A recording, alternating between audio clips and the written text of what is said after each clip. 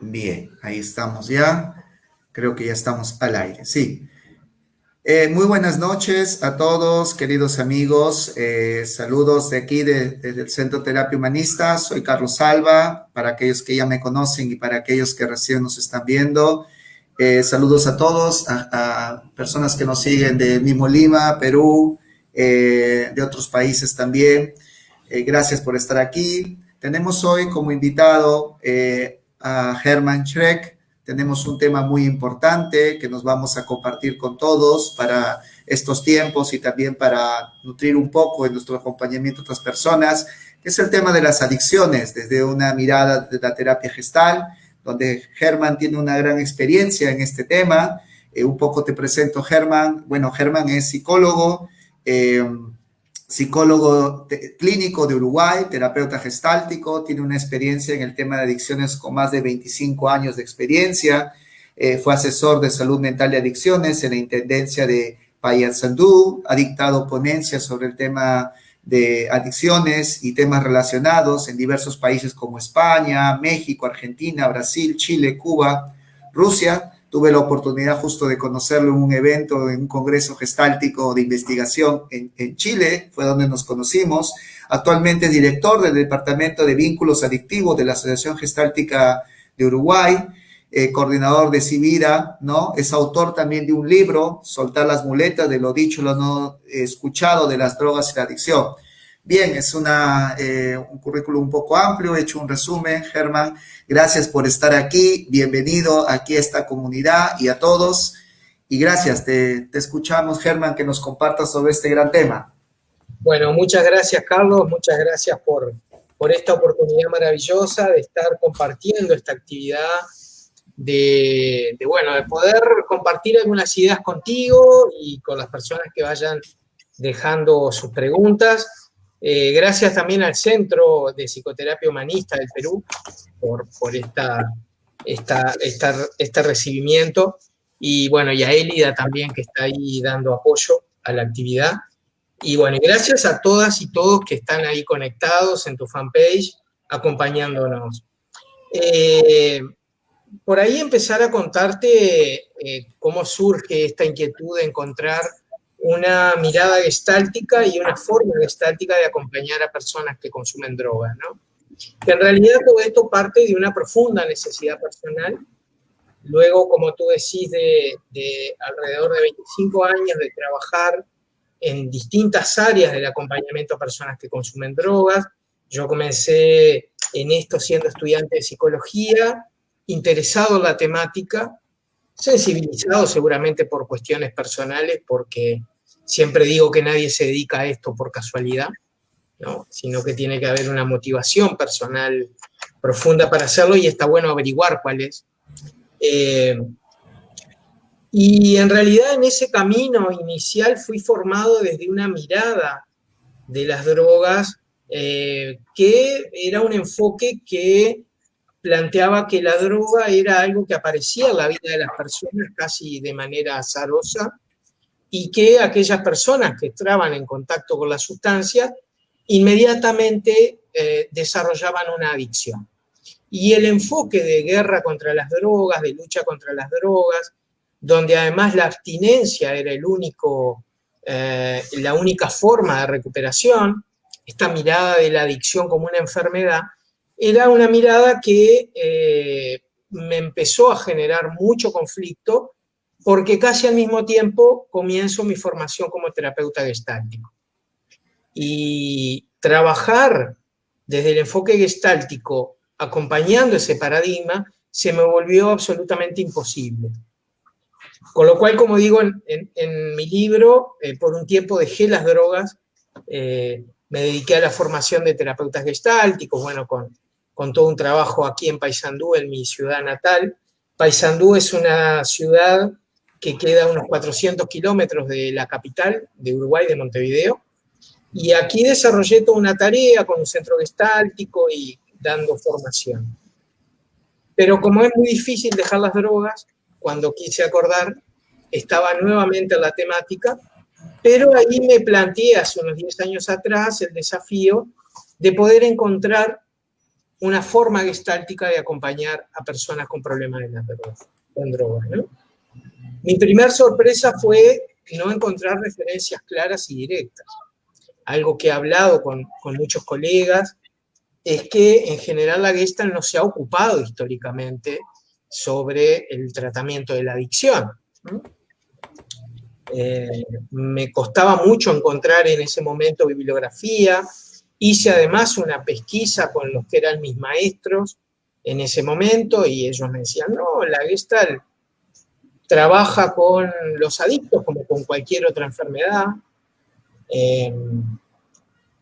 Lo cual me generaba en principio una decepción, pero además la fantasía de que como viste que la historia de la Gestalt está muy ligada al consumo de sustancias, en Uruguay diríamos que los gestálticos son muy faloperos, muy drogones. Mi fantasía era que, bueno, tampoco se iban a preocupar por este asunto de las drogas y que estaba todo bien, ¿no? Con el tiempo sí fui encontrando algunas referencias, bueno, y hoy habemos varias personas en este mundo de la terapia Gestalt que nos hemos enfocado en eso. Y para mí fue muy sanador, Carlos, fue muy sanador poder empezar a encontrar algunos trabajos monográficos, pues empezar a releer algunos libros clásicos de la terapia Gestalt y de alguna manera muy artesanal empezar a unir conceptos con lo que también empezaba a ser una nueva práctica en mí en el acompañamiento a personas que consumen drogas, ¿no? Esta idea de que la adicción es una enfermedad es una idea que hoy existe y coexiste, porque estos paradigmas que han tenido que ver con la adicción hoy en día están en plena coexistencia, ¿no? Hace muchos años se pensaba en un adicto como un vicioso, ¿no? Y todavía hoy es muy curioso que el sinónimo más usado en portugués de la palabra adicción sea vicio. Y fue todo un trabajo que tuve que hacer porque mi libro Soltar las muletas está traducido y editado en Brasil, entonces esa traducción implicó también un ajuste conceptual y a mí la palabra vicio nunca me gustó asociada a esto, ¿no? Un poco más acá en el tiempo, la adicción tenía mucho que ver con la locura y con un concepto que hasta el día de hoy se mantiene, ¿no? Y es la idea de que la droga se mete en la vida de la gente y la transforma en otro ser, ¿no? Y la convierte en otra persona, que es una idea similar a lo que es la posesión diabólica. Y no es raro encontrar, yo no tengo mucha experiencia, no he visitado Perú, pero en los países que he visitado, y especialmente en Brasil, muchas de las propuestas terapéuticas con adictos se parecen mucho a ejercicios de exorcismo. Castigos físicos, privación de alimentos, duchas con agua fría, maltrato físico, que era lo que en la época de la Inquisición se le hacía a las personas, y a veces se le sigue haciendo, para poder sacar de sí eso que se ha apoderado de ellos y lo se ha convertido en otro. Pero es un concepto que seguramente tampoco te suena extraño, ¿no? Porque en cualquier consultorio terapéutico vas a encontrar madres que dicen, bueno, la droga se apoderó de mi hijo. Mi hijo antes de la droga no era así. El alcohol transformó a mi esposo en un golpeador.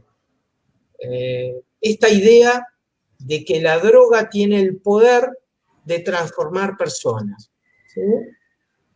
Un poco más acá en el tiempo, con todo lo que fue la guerra contra las drogas, principalmente de la época de Nixon, la adicción empezó a ser vista como un delito y los adictos como delincuentes. No nos olvidemos que esta campaña a nivel global que se hizo de lucha contra las drogas fue, digamos, generó un montón de violencia, de daños, de víctimas, de muertos, en busca de derrotar a un enemigo que no tenía una forma, ¿no? Porque ¿qué forma tiene la droga? ¿Qué es la droga? qué conceptualmente la droga, qué cara tiene, ¿no? Entonces, este enemigo fantasmático con poderes también de contagio, fue algo que durante muchos años se persiguió, pienso yo, en vano, y que desde hace unos años atrás muchas instancias internacionales se están encargando de denunciar que la guerra contra las drogas no tuvo ninguno de los resultados esperados y que hoy es un enfoque que está generando más daños que beneficios. ¿Tá? Pero además damos un paso más y luego abrimos por ahí un espacio si hay preguntas. Cuando yo comencé, por ahí por los años 90, en esta temática, se hablaba de la adicción como una enfermedad. ¿No? Una enfermedad crónica, con características de enfermedad contagiosa. Hasta el día de hoy hay gente que piensa que el solo encuentro con un adicto te puede generar una adicción. De ahí que tenemos madres que aíslan a sus hijos. No es casual que históricamente la principal respuesta terapéutica sea la residencial, una comunidad terapéutica, una clínica, y que esos lugares estuvieran hasta hoy alejados de los centros donde la gente vive, ¿no? Casi desde una idea de aislar a la persona contagiada hasta que se recupere para luego insertarla nuevamente en la sociedad. Y hoy yo siento que este enfoque de la droga como una enfermedad es un enfoque que también tenemos que trascender, ¿verdad? Porque especialmente cuando lo vemos desde lo que es el concepto tradicional de la enfermedad, entra la persona en lógicas de impotencia, ¿no? La misma literatura de Alcohólicos Anónimos dice, somos impotentes ante el alcohol, y sobre todo una dificultad en conectar con la responsabilidad de lo que le está pasando, ¿no? También encontramos muchas personas que justifican su vida, sus acciones con su adicción. Y bueno, yo soy adicto, como hacen otras personas con la depresión, con la fibromialgia, con la ansiedad, en fin. Entonces aquí importante es como la propuesta, Germán, de no mirar la adicción como una enfermedad, como, o sea, sino tú dirías como en mirar, comenzar a mirar la adicción, ¿de qué manera? ¿Cómo lo has ido tú desarrollando? Porque esto es también como un cambio, ¿no? Muchos, yo también durante el desarrollo y la carrera se nos transmitió esto, ¿no? O al menos yo, no sé, me hago cargo de mí, lo entendí así, pero muchos colegas también, ¿no? Que hay que el internamiento, el aislarlos. Si bien es cierto, hay un proceso también terapéutico, pero ¿qué tanto está inmiscuido este tema de enfermedad como un cliché? ¿Y cuál sería la propuesta, la mirada, entonces, para abrir y acompañar estos procesos? Y ahí queda en evidencia nuestra formación gestáltica al pensar esto en una lógica de miradas. Y es correcto, Carlos. Desde la forma que yo aprendí en un inicio a trabajar en esto, la mirada estaba puesta en la droga, por eso a mí me gusta hablar de enfoques drogocéntricos, ¿no? La droga vuelve adicta a la persona, la droga hace que la persona pierda a su familia, su vida. Vuelvo a repetir, como si la droga tuviera ese poder, ¿no? Y entendiste muy bien, porque eso fue lo que se transmitió durante muchos años, y hoy yo me encuentro en las conferencias, en los cursos que dicto, también personas que se enojan mucho cuando yo les propongo revisar esta mirada, ¿no? Porque también tiene algunos beneficios abrazar la mirada drogocéntrica, ya podremos hablar de eso. Para mí la clave precisamente tiene que ver con esta maravilla que la Gestalt propone, que es ampliar la mirada.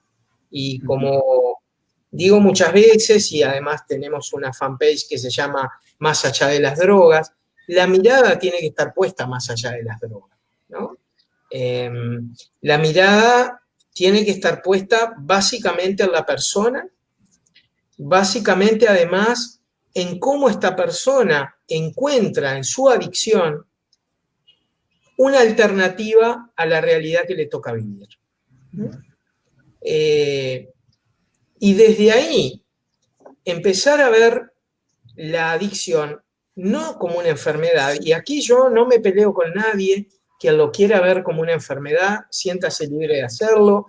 No es mi tarea confirmar que no lo es, porque también entiendo que muchas personas necesitan creer que esto es una enfermedad, ¿sabes? Es bien interesante, porque hay personas que hasta me lo han transmitido con esa claridad. Si yo no lo veo como una enfermedad, yo no puedo seguir en abstinencia. Si yo no lo veo como algo para toda la vida, yo me voy a perder en el alcohol, y está bien. Hay personas que necesitan ese enfoque para mantenerse en su vida, pero no todas.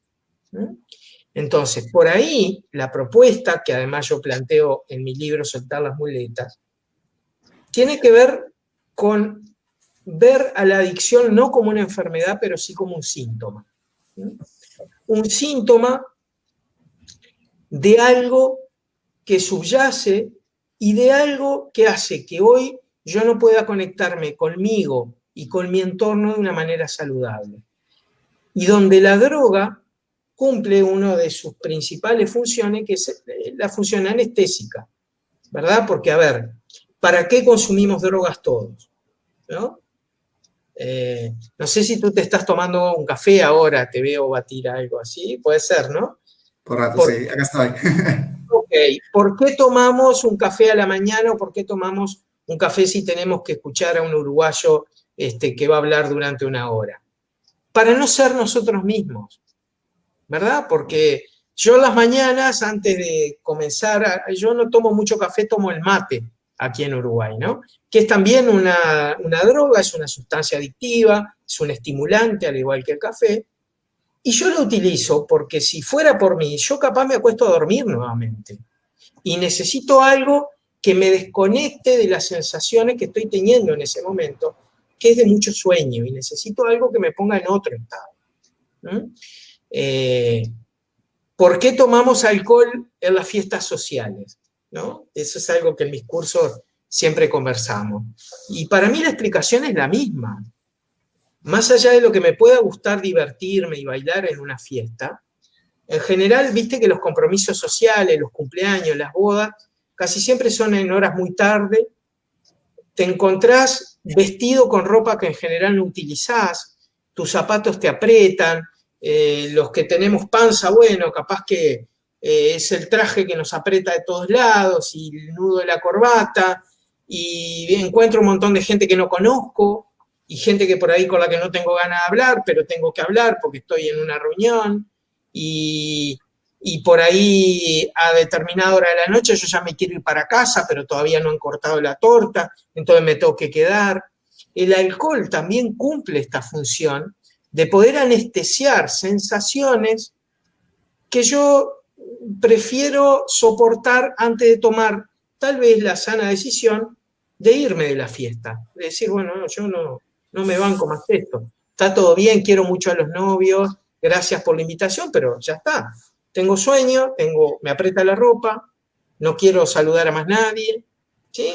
Entonces, además de esos casos cotidianos donde todos somos consumidores de drogas legales o ilegales, donde no todos somos adictos, sí vamos a encontrar personas que hacen del uso de sustancias como estrategia anestésica una forma de vida. Y a partir de ahí desarrollan un vínculo adictivo con las sustancias, pero también con la vida en general. El desafío, el camino terapéutico, no es decirle a la persona que deje la droga. Y de ahí que el título de mi libro, ¿no? Que es Soltar las muletas, porque en realidad, Carlos, una de las cosas más difíciles que me ha tocado en los últimos años es ponerle título a un libro. Es muy difícil, ¿no? Y sobre todo cuando además lo tenés que negociar con una editorial y al editorial no le gustó el título y tenés que buscar otro. Pero poniéndole título a ese libro, recordé una de las primeras cosas que me dijeron cuando comencé este camino hace más de 25 años. Me explicaron que la droga son las muletas que un adicto utiliza para mantenerse en pie. E inmediatamente me encontré y me recordé pidiéndole a muchos de mis pacientes que dejen las drogas, ¿no? Y me di cuenta que lo que le estaba pidiendo era que soltara las muletas sin saber si se iba a poder mantener en pie, ¿no? ¿Cómo sé yo cómo están las piernas de esta persona? Y mi única propuesta es que suelte las muletas. ¿Será que esta persona puede en este momento? Hoy, por ejemplo, yo ya no le pido a nadie que deje las drogas.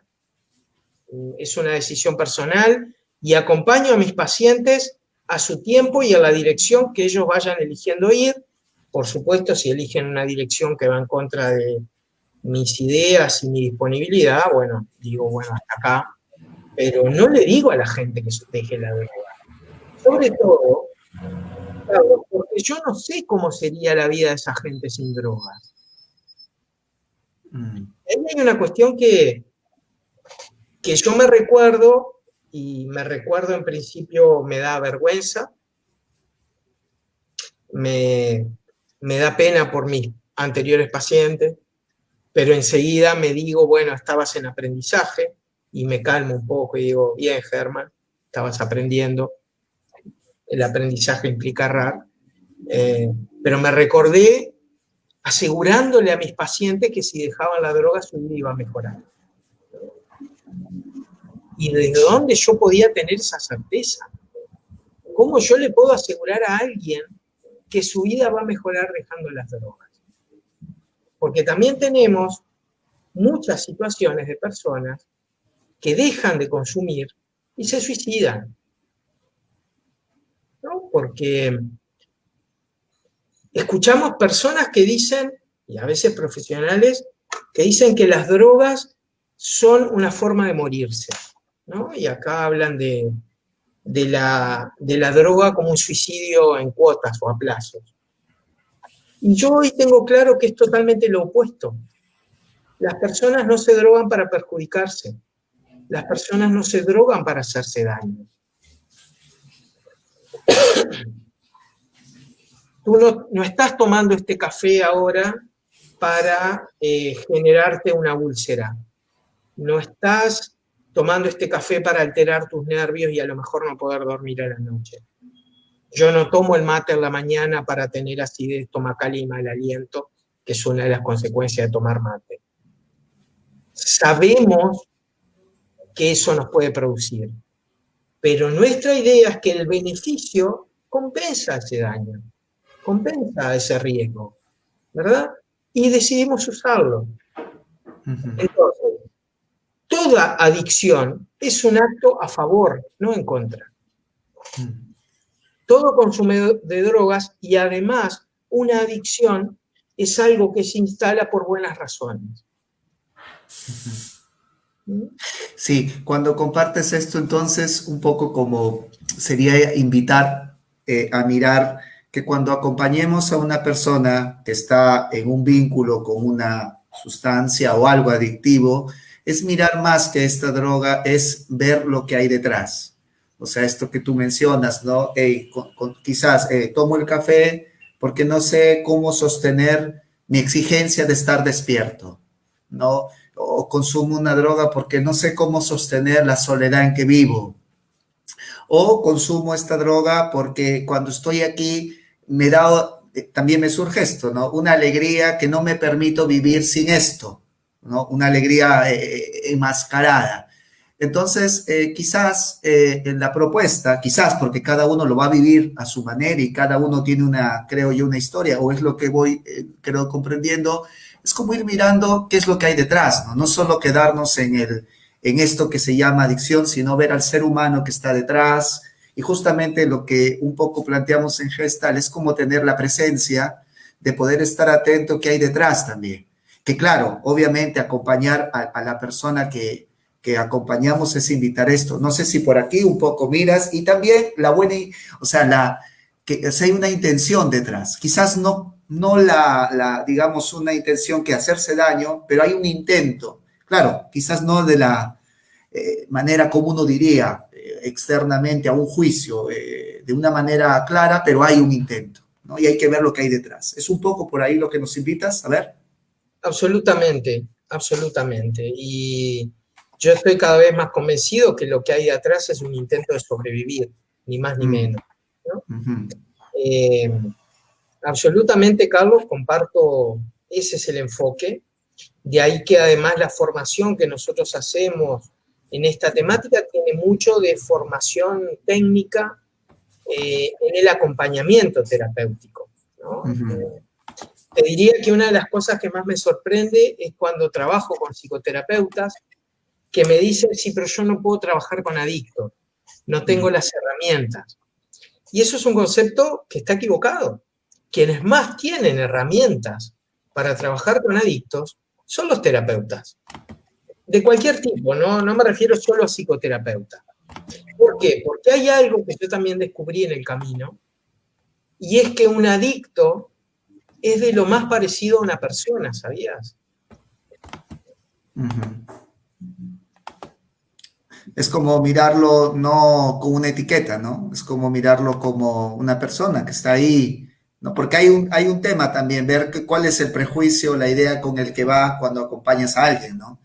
Absolutamente, y en esto también, desde los paradigmas anteriores, ha habido la idea de que trabajar con drogas exige una hiperespecialización, y una anécdota que comparto siempre que me gustó mucho, dando unos cursos para docentes en mi país. En el primer encuentro, termino de dar ese primer encuentro, ya había cerrado, y se me acerca una maestra muy tímidamente y me dice, disculpe, yo le quiero hacer una pregunta que no me animé a hacerla en grupo, y si usted me regala un ratito, yo le quiero hacer esa pregunta. Le digo, sí, claro, cómo no, dime. Me dice, dígame, a un adicto, ¿cómo hay que hablarle? Yo realmente me quedé sorprendido pensando, y mi primera respuesta, Carlos, fue, yo le hablaría en español, porque los adictos entienden el idioma nativo, ¿no? Está en muchas personas y en muchos profesionales la idea de que el adicto es como de otra naturaleza. Trabajar con adictos y desde esta perspectiva genera miedo, genera rechazo, porque no sé de lo que es capaz, no sé qué, ¿no? Y ahí me vuelve a conectar con esta idea de la posesión demoníaca, ¿no? Cuando le va a salir el demonio de adentro y tal vez me va a atacar como una escena del exorcista, ¿no? Y en realidad un adicto es una persona que requiere un acompañamiento, como tú decís, sin juicio, sin etiquetas, y una invitación a poder hablar de algo que no sean las drogas. Y si tenemos terapeutas ahí viendo esta transmisión ahora, posiblemente nos puedan decir, sí, pero el adicto habla de drogas cuando viene a la consulta y te cuenta lo que consumió, lo que no consumió, ¿no? Y eso tiene como dos, ¿no?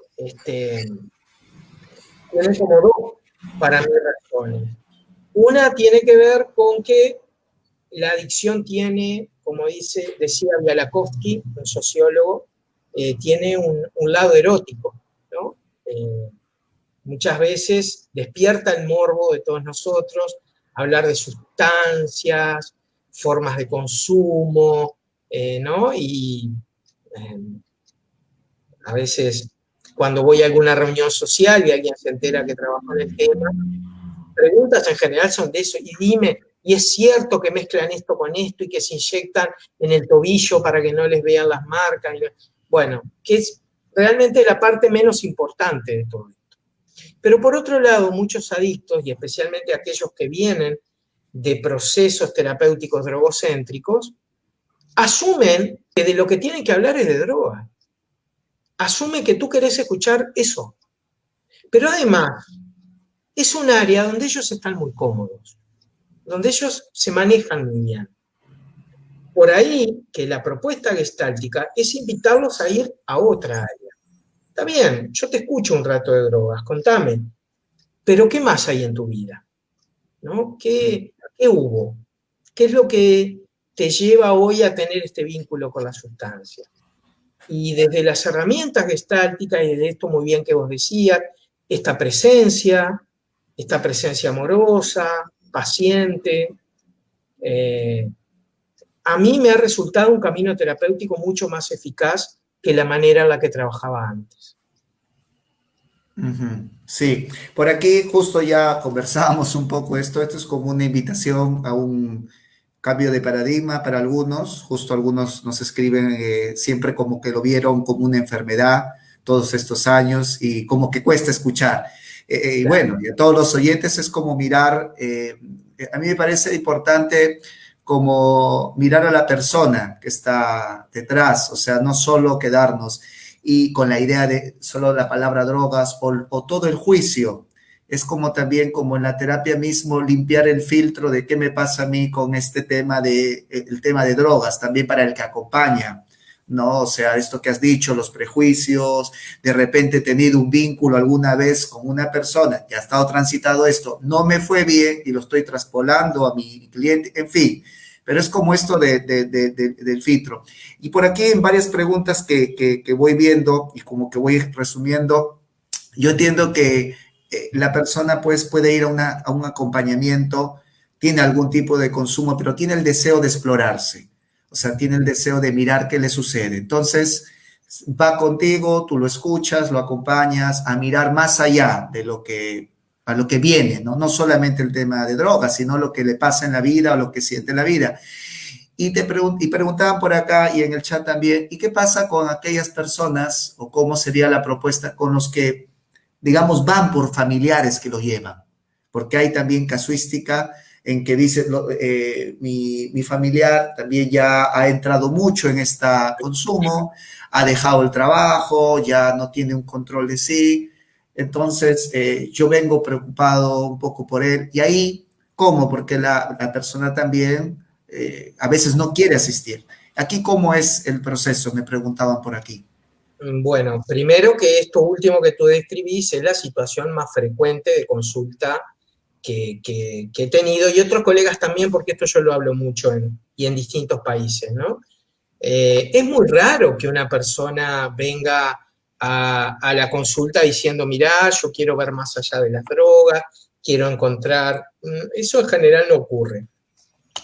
Lo más frecuente es que alguien venga por presión familiar o por presión de pareja o por presión laboral o habiendo tenido algún episodio de salud o judicial y en general viene a ver cómo es esto.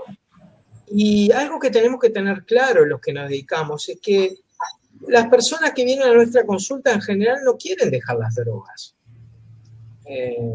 No vienen por las drogas. Porque si partimos además de la base que la mayoría de nosotros somos consumidores de drogas legales o ilegales, donde además respondo una de las preguntas que veo acá, por supuesto que el alcohol es una droga y es una de las drogas cuyo pronóstico de tratamiento es más difícil y es de las más difíciles de diagnosticar, bueno, en fin, es para mí una de las peores drogas que existen en cuanto a su toxicidad, y no solo su toxicidad, la forma en que las personas desarrollan una adicción y los daños que le producen, ¿no? En definitiva, cuando vienen, el camino es primero ver, como en cualquier acompañamiento terapéutico, bueno, ¿qué venís a buscar? ¿En qué te puedo ayudar? Muchas veces, y algo que para mí es imprescindible, el involucramiento de la familia o de la esposa.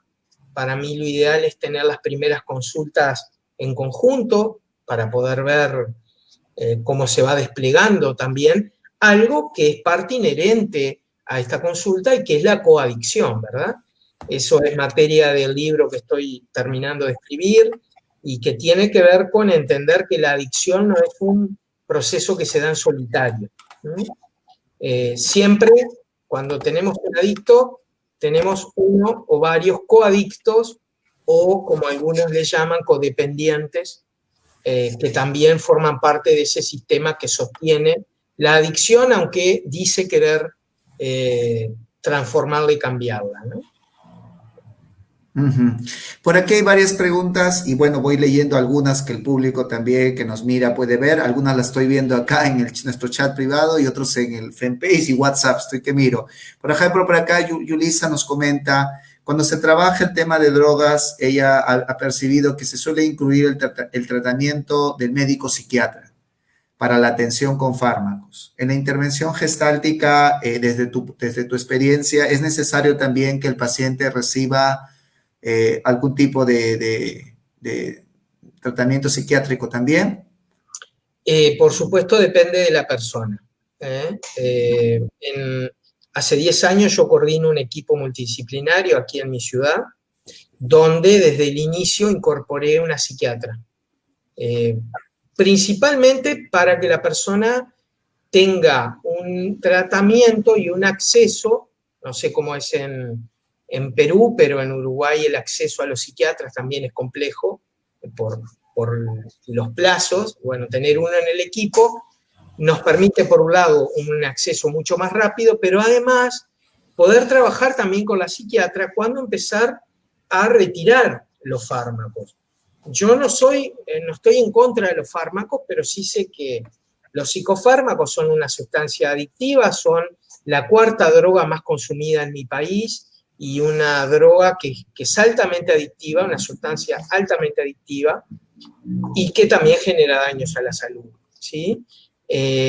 Por eso depende de cada persona. Hay personas que sí, y especialmente en momentos iniciales necesitan un apoyo farmacológico, pero en la medida que van haciendo un proceso terapéutico, la idea es que eso se pueda ir retirando, ¿no? Ujú, claro, entonces es como que sí, acompañamos dependiendo, porque, o sea, la persona, o sea, vuelvo como a mirar, ¿no? No solamente es la droga, es ver cómo está en todo, cómo también va interactuando, porque también hay personas que tienen un grado de consumo y no tienen la misma frecuencia como otros lo desarrollan, o sea, ya vemos como sutilezas, individualidades, pero tu respuesta es como dependiendo del caso, obviamente se trabaja también con un equipo interdisciplinario donde incluye un psiquiatra. Y que la mayoría de las consultas, de las demandas de consulta, son por personas que no son adictas, pero son consumidores. A partir de que en mi país se reguló el consumo y la producción de cannabis, seguramente estás al tanto que somos además a nivel mundial unos avanzados en eso, aparecen muchas, pero muchas demandas de madres preocupadas por el consumo de cannabis o de otras drogas en sus hijos. Y especialmente en adolescentes yo considero que es muy temerario hablar de adicción. La mayoría de las veces son consumos, pueden ser consumos problemáticos, pero una adicción es otra cosa. Una adicción es un estilo de vida, es una forma de relacionamiento y no solo con la sustancia.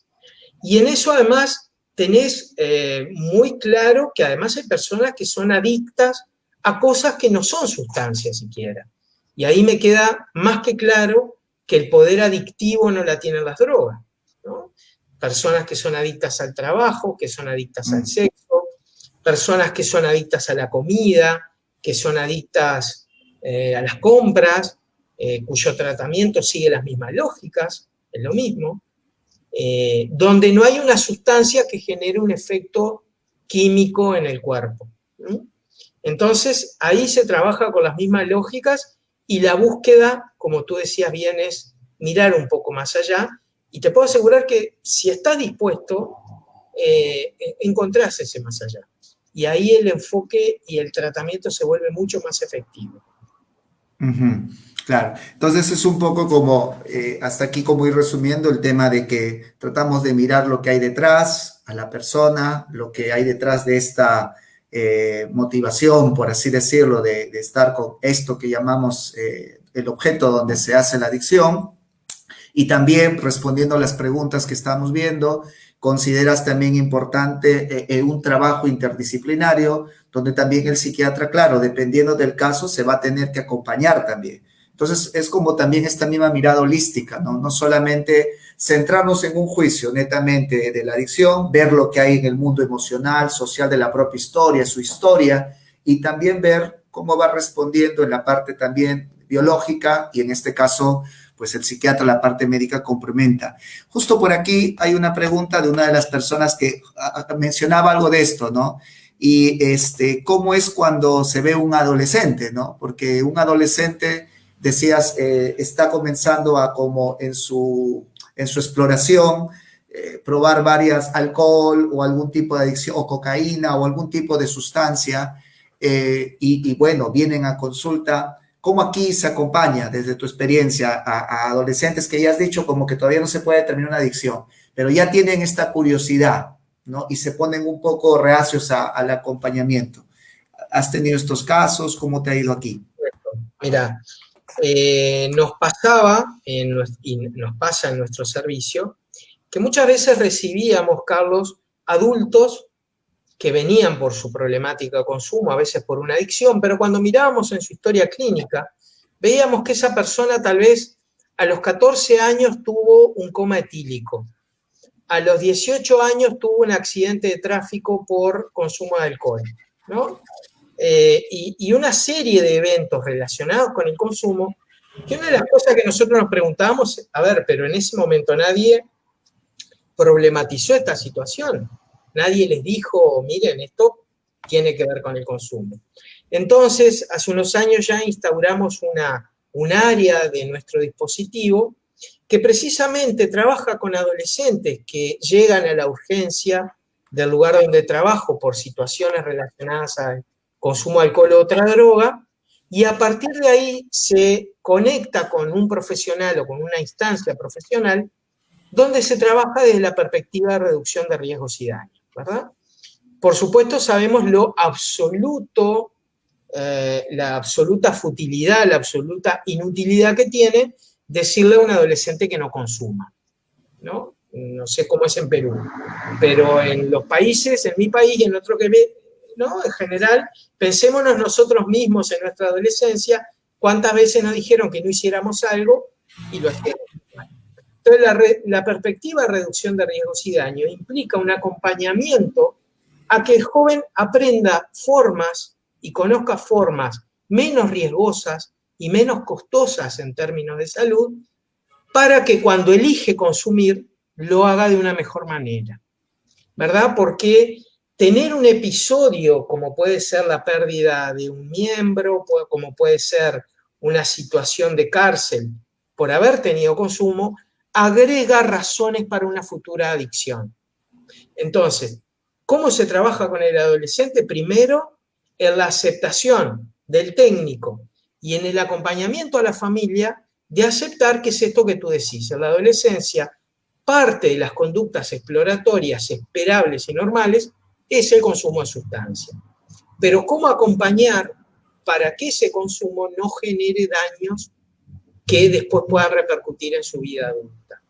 Pero además, aprovechar esa instancia porque muchas de estas situaciones revelan conflictos y disfuncionalidades familiares, ¿sí?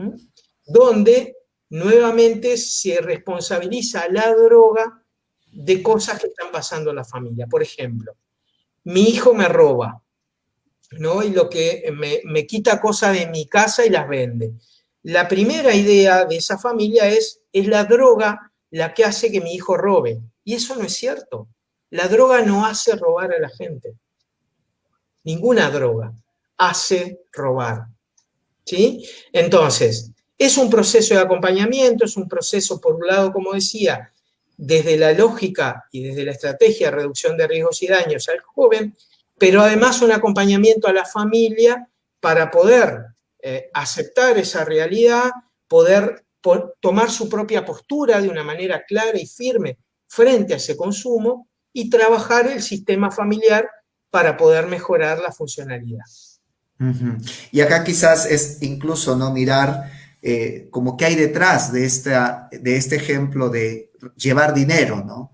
O sea, ¿a dónde? ¿A qué? Un adolescente también en la psicología de adolescente está en un grupo, ¿qué consigue en el grupo? ¿Qué no consigue en casa? O sea, se abre una puerta, ¿no? Es como que la mirada es mirar más allá de de esto que llamamos droga, y también como mirar qué es lo que te está tratando como de sostener, que no estás mirando, ¿no?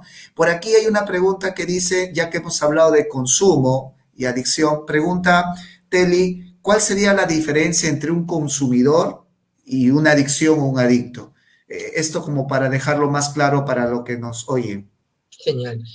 Primero que consumidores somos todos, ¿no? En realidad no va a dar para explicarlo, pero no es cierto que vivimos en una sociedad de consumo, ¿no? Yo repetí eso muchos años hasta que me di cuenta que vivimos, entre otras cosas, en una sociedad de desconexión, donde el consumo es una búsqueda de equilibrio ante esa situación, ¿no? El consumo de muchas cosas es lo que nos permite sentirnos un poco mejor en una sociedad que en general está muy desconectada, donde el consumo de drogas es parte de posibilidades de consumo y donde todos tenemos, y si hacemos el ejercicio, podemos ir encontrando el sentido de nuestro consumo. ¿Tá? No necesariamente el consumo de drogas va a generar problemas. Sí, todo consumo genera consecuencias. Tu café de ahora te va a generar alguna consecuencia. Mi mate de la mañana me genera consecuencias. El tabaco que puedo fumar me va a generar consecuencias. Pero la mayoría de las personas tenemos un relacionamiento con las drogas legales o ilegales bastante compatible con la vida que elegimos tener. Una adicción es cuando alguien encuentra en un patrón repetitivo y en una búsqueda de anestesia por los efectos tóxicos de la sustancia, un alivio momentáneo o permanente a un dolor que subyace o a una situación actual, ¿no? ¿Qué es lo que yo invito a los terapeutas a buscar más allá de la droga? ¿No? Lo que Paolo Baiocchi habla del problema original, y Claudio Naranjo también lo dice, el problema no es la dependencia, ¿no? Desde esa perspectiva, poder abrir ese espacio y encontrar la adicción como lo que para mí es, en definitiva, que es una estrategia de supervivencia, ¿verdad?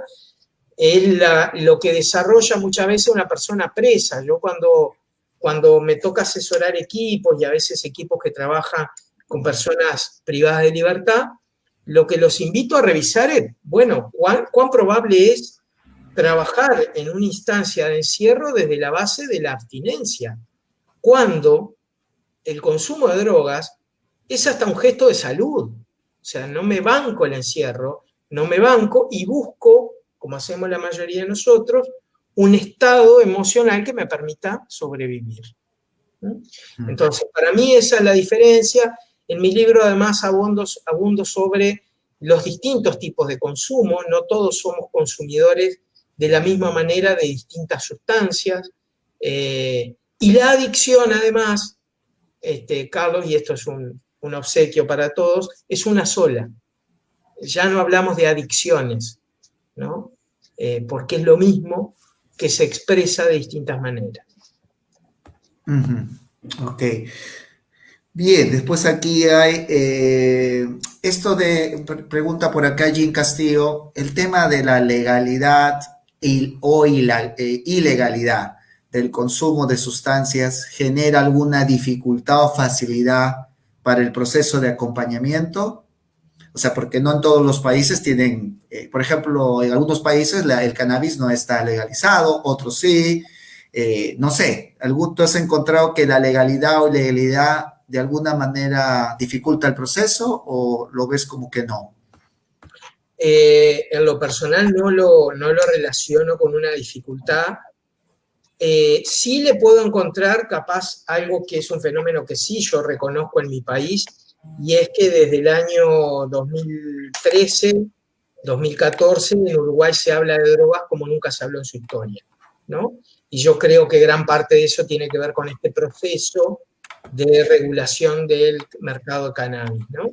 Hubo un momento en este país, y además yo ya estaba trabajando en la temática y me llamaban de la radio, de la televisión, todo el mundo hablaba de drogas en Uruguay. Ahora está mucho más calmo. Y fue realmente una oportunidad maravillosa que se hablara. Cuando yo comencé en esto hace 25 años, de drogas no se hablaba, era un tema tabú. Sí, y le agrego además a lo que plantea la persona, es un elemento a tener en cuenta porque la ilegalidad genera más riesgos a la hora de sostener un consumo. Entonces está bueno incorporar eso al proceso terapéutico. Claro, yo imagino también que puede ser la pregunta porque pues hay, en la opinión general, algunos dicen que si algunas drogas se comienzan a legalizar, va a aumentar el tema de la adicción. Otros dicen, no, al contrario, si tú lo dejas legal, la gente es más libre de elegir y el tema de lo prohibido se va y la persona puede tener más decisión y al contrario, no consume. Esto un tiempo se discutió, qué tanto la legalidad o no la legalidad influye. Desde tu percepción. Hasta el día de hoy en muchos países que están en este proceso, en México, en Brasil, realmente son materia de discusión en Argentina. En España en su momento estuvo muy discutido y por oleadas también, 2x3 vuelve. Lo que pasa es que si partimos, Carlos, de la premisa que la adicción es una sola y se expresa de distintas sustancias, la legalización o no de algunas sustancias no influye en la adicción. ¿De acuerdo? ¿Tiene influencia en el consumo de drogas? Tiene, por supuesto que tiene.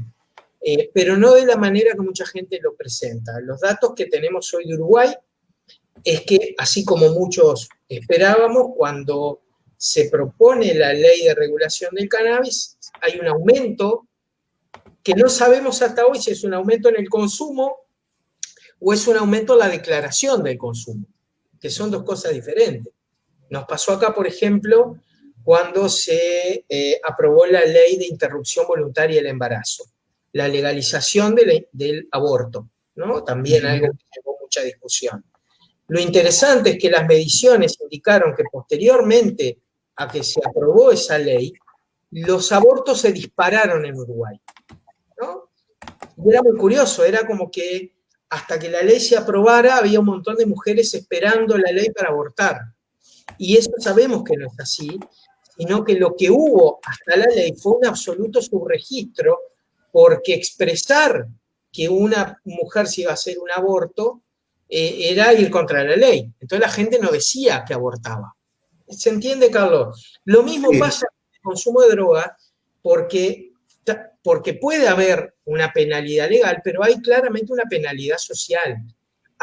Recién cuando el cannabis se empieza a ver fuera de estas connotaciones de ilegalidad, mucha persona empieza primero a hacer visible su consumo. Hoy en día en Uruguay vemos jóvenes, adultos consumiendo cannabis en las plazas, en los lugares, pero claro, antes de la ley corrías el riesgo que te llevaran preso. Entonces, para mí la diferencia está ahí y otras cosas más que, llegado el momento, podemos conversar. Claro.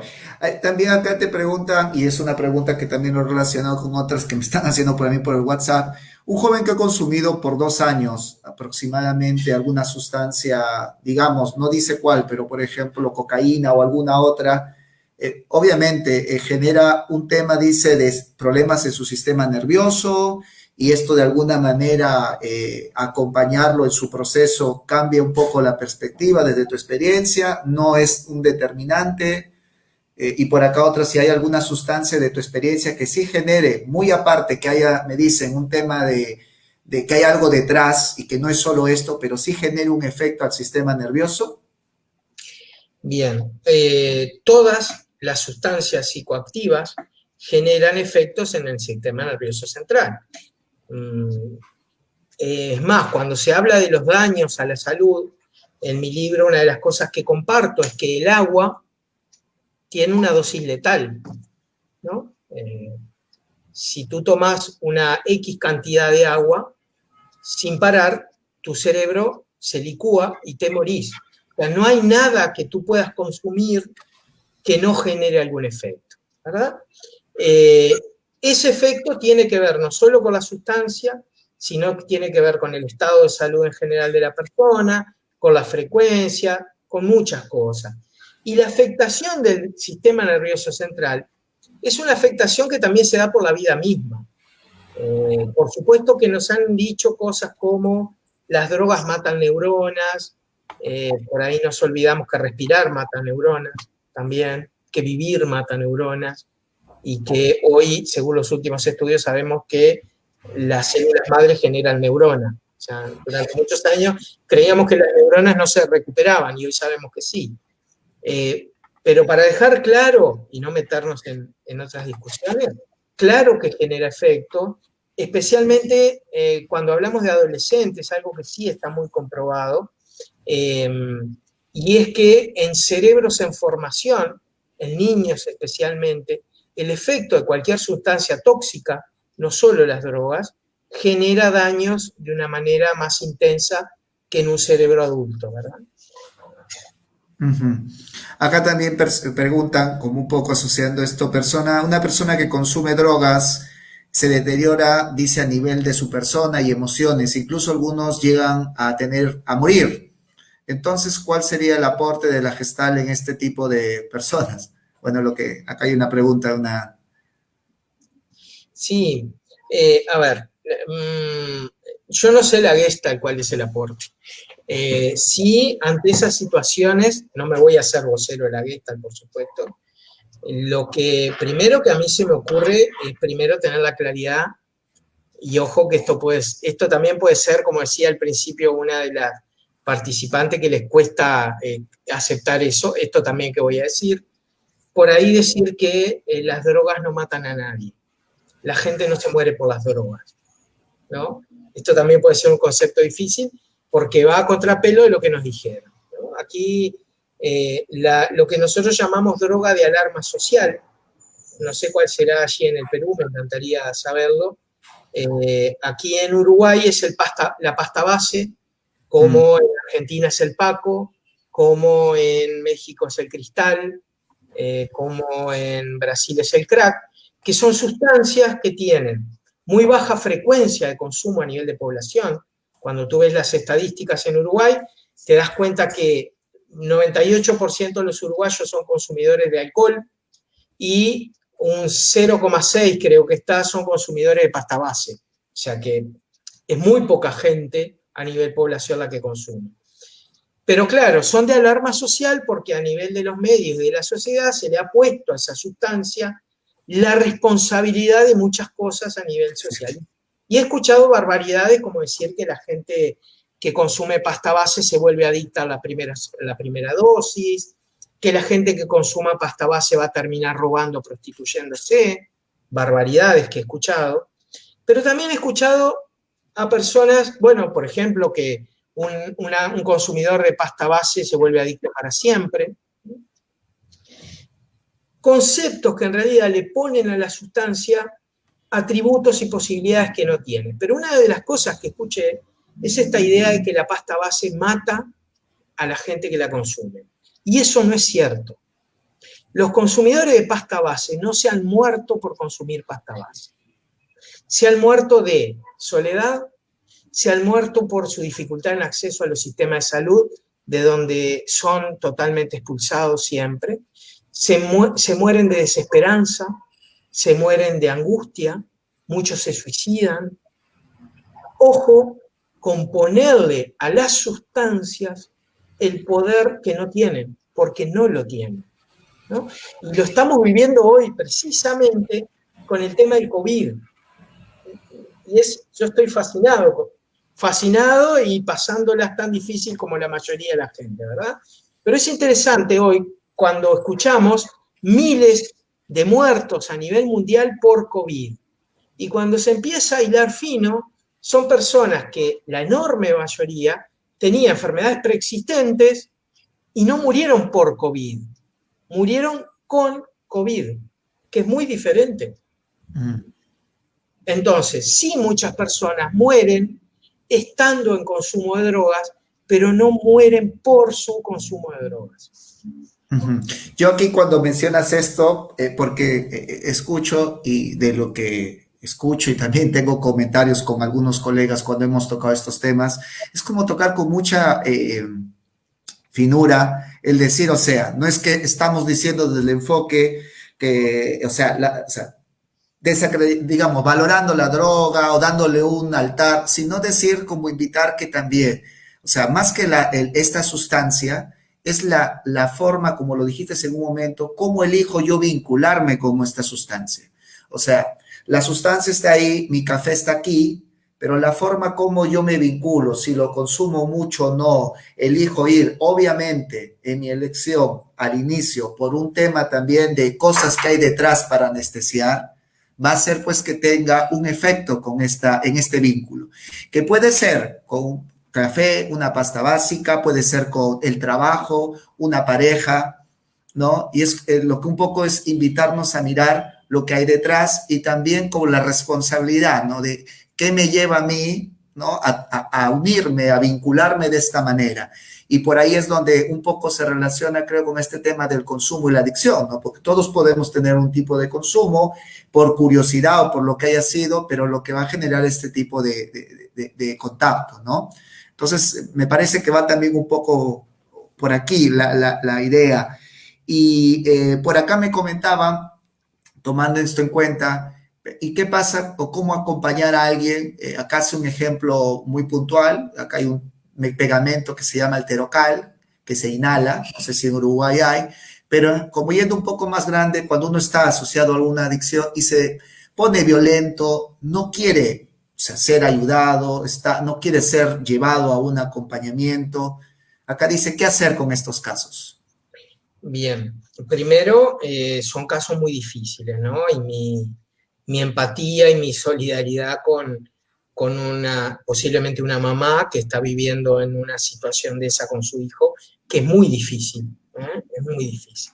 Pero hay algo que puede ayudar en este cambio de enfoque, es tener claro que el terocal no vuelve violentas a personas que son pacíficas, ¿no? Esto es algo que a mí me gusta decir también. Las drogas no convierten, y esto lo he hablado mucho con abogados, con jueces, ¿verdad? Las drogas no convierten buenas personas en malas personas. Así como el alcohol no transforma en infieles a maridos devotos de su hogar. Eso también lo escuchamos. No, él es fiel, pero toma y anda con otras mujeres. No, no es el alcohol quien transforma a la gente. Las drogas muchas veces son utilizadas para poder poner en juego aspectos que ya están dentro de mí. ¿Mm? Y en este ejemplo concreto, ahí no solo hay un tema de consumo, sino hay un tema de dinámica familiar posiblemente, ¿no? Porque a veces los jóvenes no son violentos, esto yo también lo escucho mucho en la consulta, sino que tienen conductas violentas solo en determinados entornos. No sé si tenemos un minutito más, pero a esos padres que dicen mi hijo es violento, yo les hago tres preguntas. Primero, ¿cuántas veces estuvo detenido con la policía por violencia? ¿Cuántas veces tuvo riñas en la calle con otras personas desconocidas? ¿Cuántas hospitalizaciones tuvo por lesiones relacionadas por riñas? Y la respuesta la mayoría de las veces es, no, no, nunca pasó esto. Él es violento solo con nosotros. Entonces no es violento. ¿Se entiende la diferencia? Porque hay Claro. personas que sí son violentas. Y son violentas con los padres, pero son violentas con la policía, son violentas con desconocidos. Casi siempre las consecuencias son la cárcel, la reclusión o la hospitalización. Entonces está bueno hilar fino también ante este tipo de situaciones. Ujú. Aquí hay otras preguntas. Yo agradezco las preguntas. No voy a poder leerlas todas porque llegan, pero trataremos, ¿no? Hay muchas preguntas de colegas y también personas que nos acompañan por crecimiento personal o información. Aquí hay algunas preguntas que, por ejemplo, dices, si algún familiar o alguna persona ya le generó un daño en el sistema nervioso, o sea, un efecto. Pregunta si esto se puede estabilizar con fármacos o ya tú has notado que genera una dificultad en el sistema nervioso irreversible. Lo que sabemos es que en general nuestro cerebro tiene una capacidad de regeneración mayor a la que pensábamos hace unos años.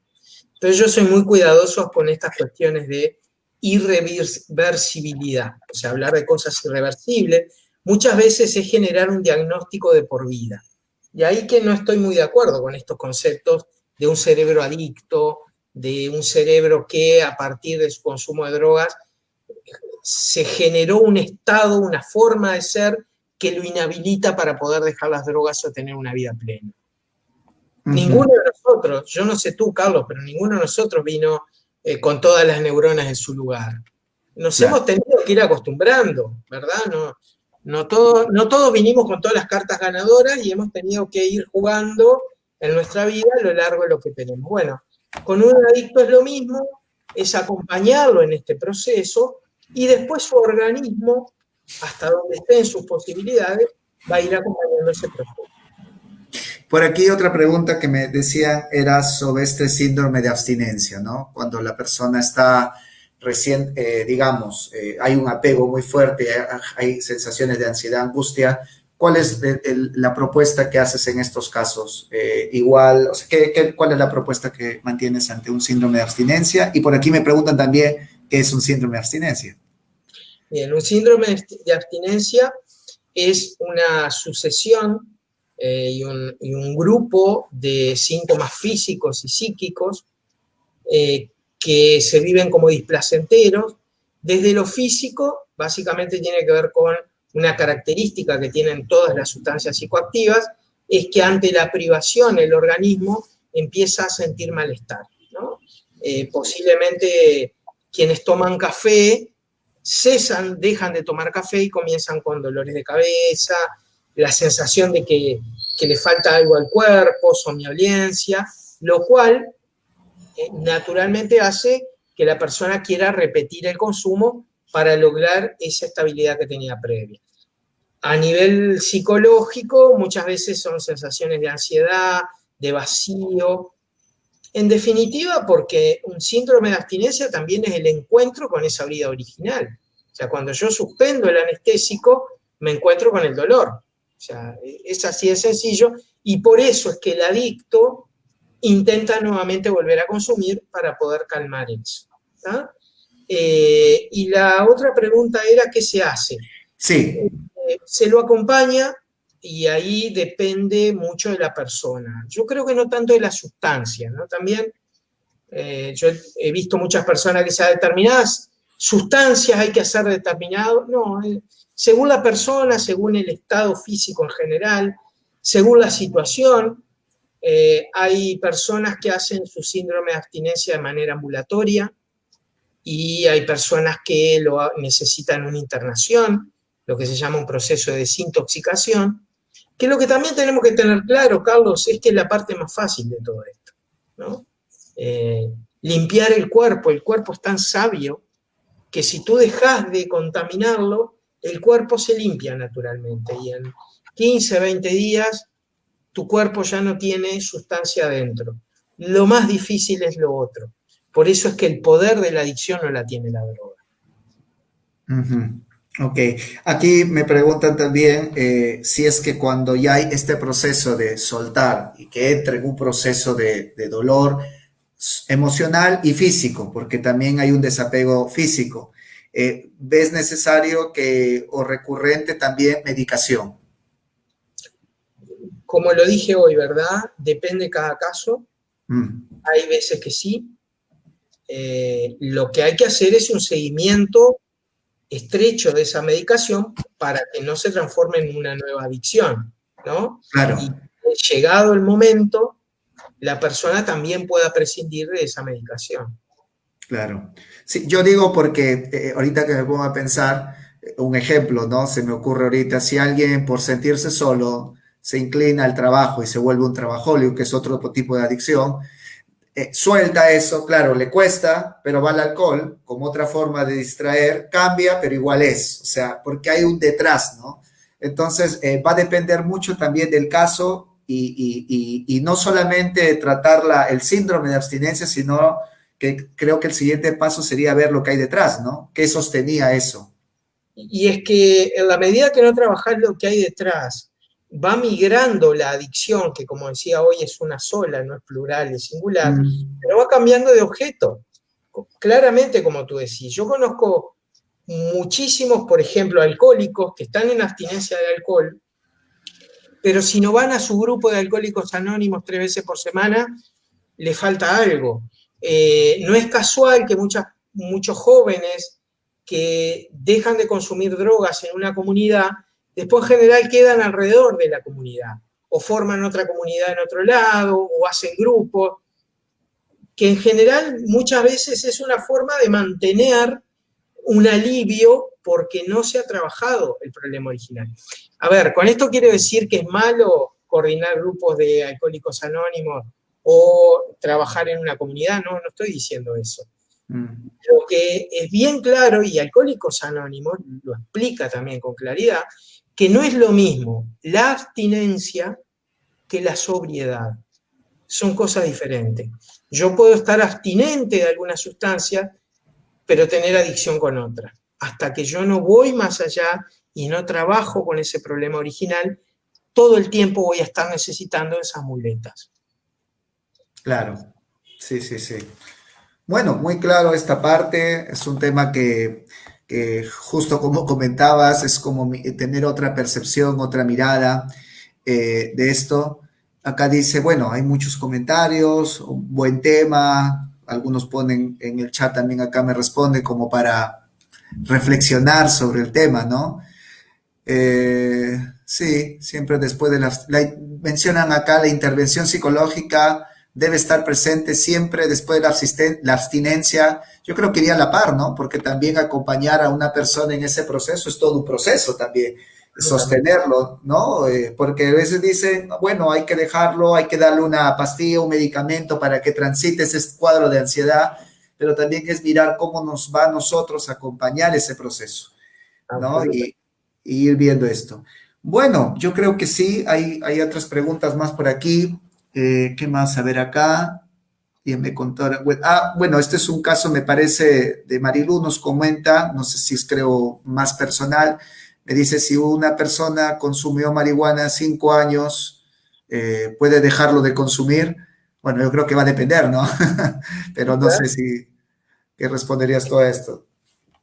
Como con cualquier sustancia, no depende la posibilidad de cesar el consumo, no depende del tiempo de consumo. Depende de muchos otros factores, y no solo con la marihuana, con el tabaco. Yo conozco personas que dicen, no, yo fumé 20 años y un día dejé de consumir, ¿no?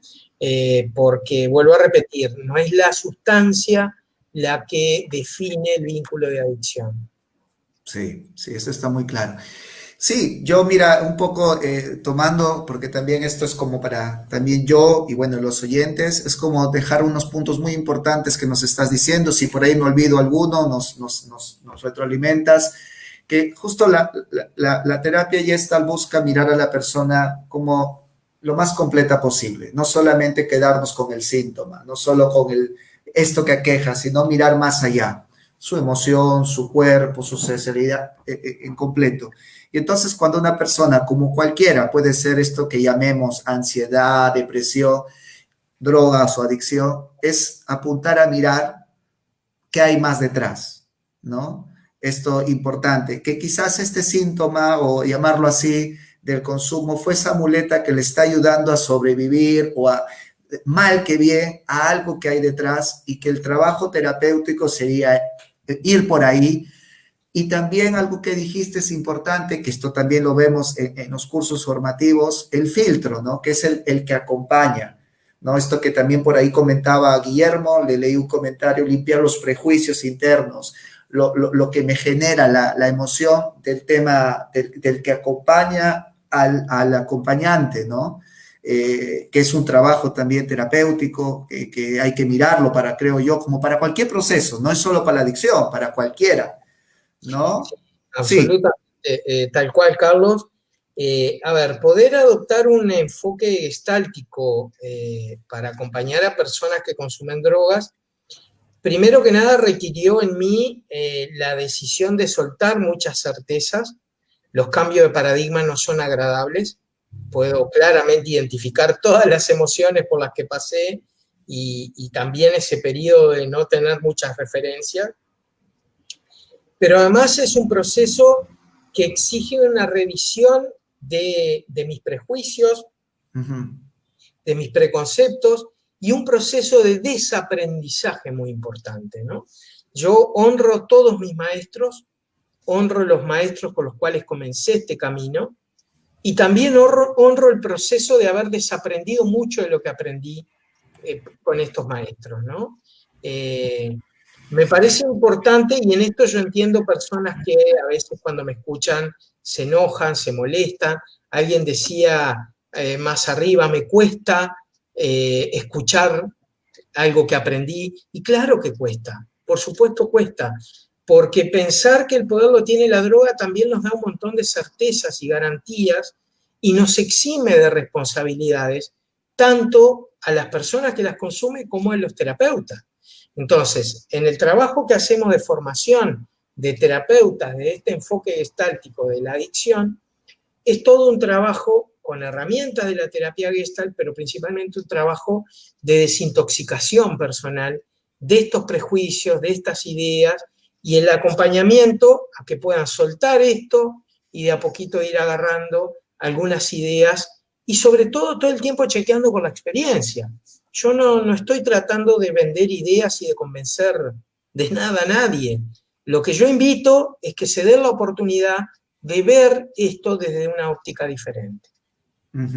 Y también lo importante, también como un poco resumiendo esto de que más que llamémosle objeto que genera, llamo objeto por en general, ¿no? El alcohol, el café, es cómo me vinculo, ¿no? La forma como me vinculo, porque puede ser también trabajo, puede ser también esto que llamamos la ludopatía, los juegos al azar, cómo me vinculo, porque cada uno tiene una forma diferente, lo que hay detrás, porque también puede ser esto cambiable, ¿no? Puede ser alguien que se dedica ahora a jugar tragamonedas, que hay mucho aquí en Perú, pero de repente después ahora deja y se dedica al alcohol. Y es como que está esa adicción única, pero lo que hay detrás, un poco acompañar. Y otra cosa importante también que nos dejas es que también el trabajo es un trabajo interdisciplinario, ¿no? Me dijiste que trabajas con un equipo, ¿no? No es solo la parte psicológica, por ahí nos han preguntado también, y la parte del sistema nervioso. Claro, va a depender del caso, como cualquier persona, ¿no? Cada persona es única y tendrá una forma de vincularse y responder tanto emocional, social y biológico, y de acuerdo a eso haremos el abordaje, pero sin perder, creo, esto que creo que nos estás transmitiendo a la persona. O sea, hay una persona detrás, hay un ser que está sintiendo cosas o evitando sentir o transitando como puede, y por ahí tiene que ir nuestro acompañamiento, ¿no? Y eso. Carlos, lo estás resumiendo con mucha claridad. Un acompañamiento amoroso, un acompañamiento respetuoso, algo que históricamente no se ha respetado los tratamientos adictos, el respeto por los derechos humanos del adicto, ¿no? Los adictos hasta el día de hoy muchas veces se los somete a prácticas absolutamente reñidas con el reconocimiento de los derechos, ¿no? Algo que pasa con los enfermos en general. Se los exime de derecho en pos de una curación. Y en una adicción, trabajar con una adicción, implica un proceso totalmente contrario. El reconocimiento de cómo ha logrado llegar con vida hasta ahora, ¿no? Como en mi libro digo, honrar a la droga también, honrar su adicción, porque gracias a su adicción esta persona llegó hoy hasta acá. Y además con algo que trabajamos mucho con los terapeutas, que es con nuestro ego, ¿no? Es muy común que los terapeutas que trabajan con adictos crean que ellos sacan de la droga a la gente, ¿no? Así como los terapeutas a veces creemos que una persona no se suicidó gracias a nosotros, o que consiguió pareja gracias a nosotros, o que consiguió su trabajo, y ahí nos perdemos mal. Nos perdemos totalmente.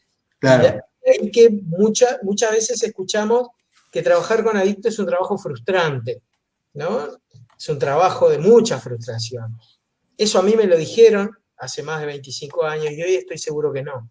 Es un trabajo apasionante en el cual te vas a frustrar solo en la medida de las expectativas que te des a vos mismo. Si vos te crees que sacás gente de la droga, te vas a frustrar muchísimo, porque esto no es algo que hacemos desde afuera, sino es algo que se acompaña a hacer desde adentro. Sí, importante esto porque el cliente o al quien acompañamos, paciente, cliente, como cada uno desea llamarlo, también pone su gota de responsabilidad, ¿no? En este proceso. Entonces hay veces que, claro, lo pone todo el momento, elige hasta cuándo quiere, no quiere, y también si no, bueno, obviamente se acompaña a la persona o puede también recibir acompañamiento a la familia, pero siempre va a haber un respeto por la decisión. Germán, estamos ya como cerrando el encuentro. ¿Algunas últimas palabras que quieras compartirnos para terminar? Un poco sobre tu libro, de repente, dónde encontrarlo o algo que quieras compartir en estos últimos minutos de la entrevista. Bueno, lo primero y lo último va a ser agradecimiento, Carlos, ¿no? Agradecimiento a vos por esta invitación, por esta oportunidad de estar también en la fanpage de este centro y el agradecimiento a tantas personas que se conectaron, sus preguntas, sus aportes. El libro se puede conseguir en mi fanpage con mi nombre. Tenemos una fanpage que se llama El Vínculo Terapéutico, donde están todas nuestras propuestas formativas. Y aparte tengo otra fanpage en Facebook que se llama Más Allá de las Drogas, donde también publicamos algo. En Instagram estamos también. Y desde ahí se puede conseguir el libro Soltar las Muletas en su versión digital.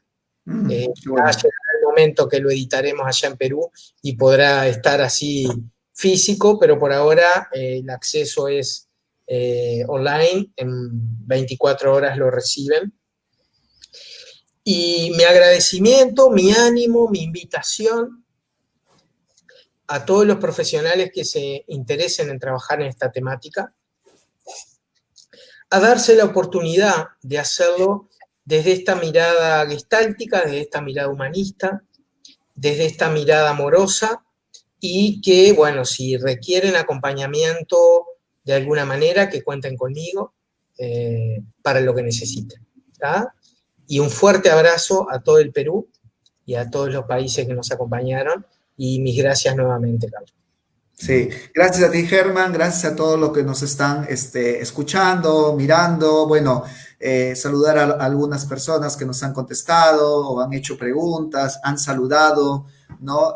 Por ahí algunos me preguntan el nombre del libro. Ahora en interno, de repente me pasas el link y voy a anotar el libro también para las personas que desean un poco también averiguar más sobre el tema. Gente que hemos tenido que nos ha saludado de tu país, Uruguay, de Chile también, de Ecuador, ¿no? Que son algunos países que nos siguen, y algunos de España también que nos están siguiendo. Agradecerte, pues, y otros países más que de repente están por ahí, que no estoy omitiendo, pero a todos. Agradecerte, Germán, por la entrevista muy fructífera, que nos lleve un poco a aperturar, ¿no? El corazón, la mente, y para acompañar en este proceso también. Y nada, supongo que algunos nos escucharán posterior porque se va a quedar la grabación.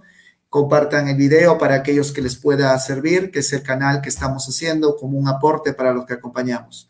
Agradecidos a todos, a ti también, Germán. Ahora nos quedamos por interno y vamos dando término a nuestra conferencia. Muchas gracias a todos. Gracias, Germán. Gracias a todos los que nos escuchan y será hasta la próxima. Saludos. Gracias.